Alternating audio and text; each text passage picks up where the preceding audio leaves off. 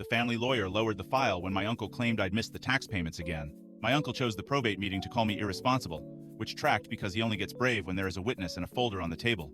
My grandmother died in January and left a small house in Indiana, a detached garage full of junk, and 3 adult children, who all claimed they wanted fairness. I got pulled into the estate because I lived closest and had handled her practical stuff for years. I went with her to the county office when the tax portal locked her out. That history mattered right up until the house became something people could fight over.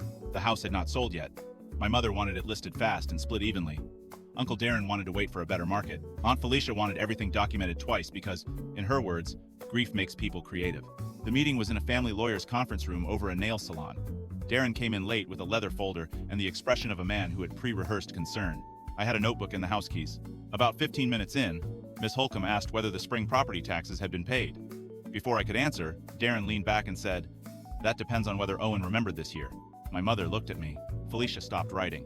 Darren then reminded everyone that I had once paid Grandma's gas bill 2 days late, leaving out the part where I had strep and still fixed it from bed.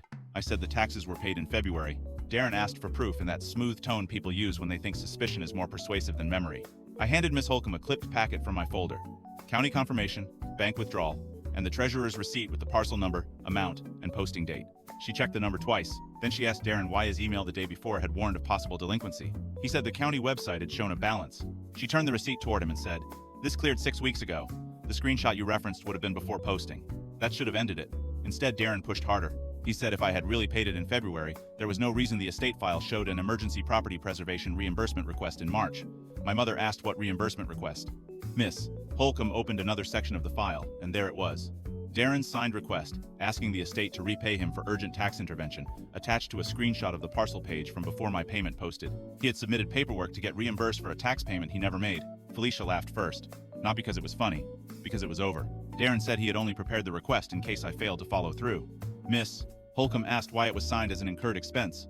My mother asked why he told her last week he might need to rescue the property from falling behind. Darren started talking faster, which is how he always sounds right before the story abandons him. Nobody yelled. Silence did more damage. Then Miss Holcomb said all future estate reimbursements would require clear documentation before approval. She also said key access to the house should stay with me and the realtor until listing, since I was the only person who had kept a consistent record trail. That was the real turn.